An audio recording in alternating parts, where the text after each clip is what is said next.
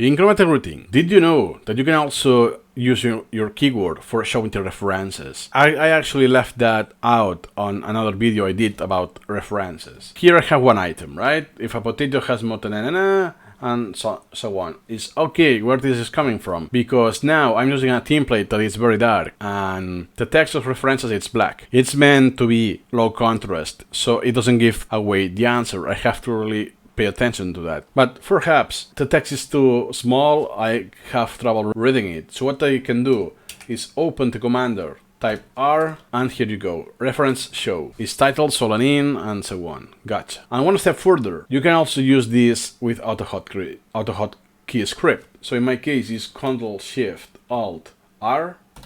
Here you go. That's the web page. Here's when I'm sharing my scripts.